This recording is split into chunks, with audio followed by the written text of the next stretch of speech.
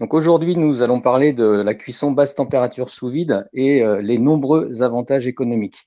Alors au-delà du fait qu'il y a un investissement dont on parlera plus tard, cette technique, nous on l'a vu, apporte énormément d'avantages économiques. Donc messieurs, donc Didier Belli et Christophe Yann, merci de nous expliquer un petit peu quels sont tous ces avantages.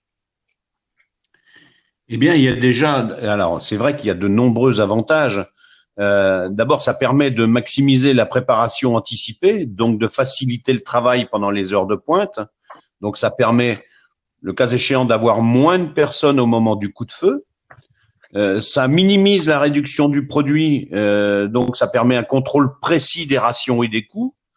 Il y a une faible consommation. Les cuiseurs les instruments utilisés pour la cuisson sous vide basse température ont une faible consommation d'énergie par rapport à des fours classiques. Ça requiert un investissement moindre parce que plusieurs cuiseurs de sous vide requièrent moins d'investissement qu'un seul four.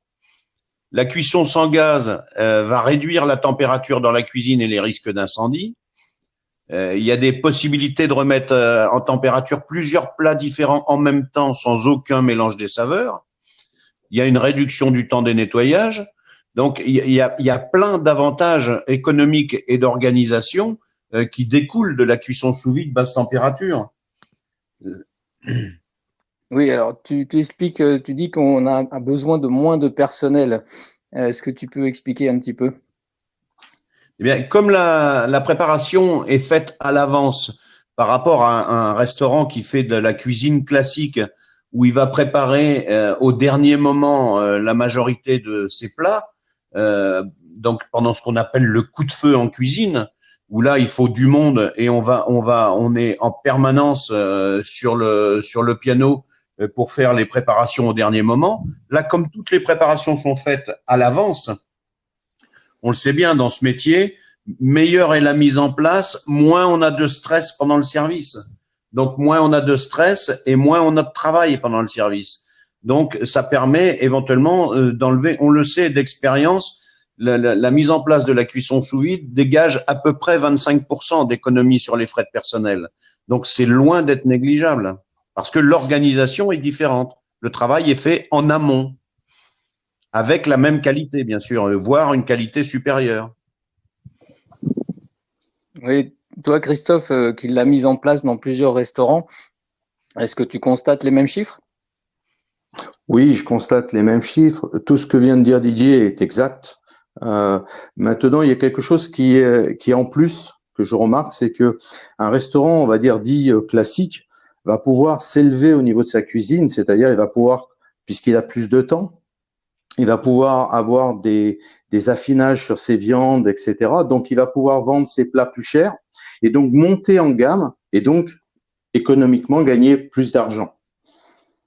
Un avantage qui est pas négligeable pour moi.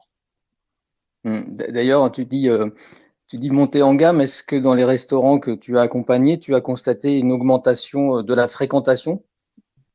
Alors oui, il y a une augmentation, mais ce qui est beaucoup plus significatif, c'est l'augmentation du ticket moyen, qui donc est beaucoup plus intéressant pour le restaurateur.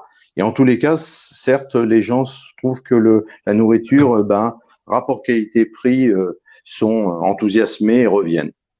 D'accord. Est-ce qu'on peut parler également de la diminution du gaspillage?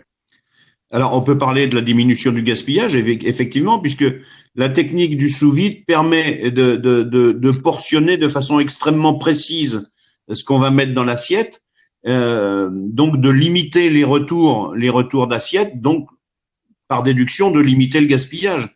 Il y a plus de gaspillage au retour de salle, puisque ça permet de portionner de façon précise.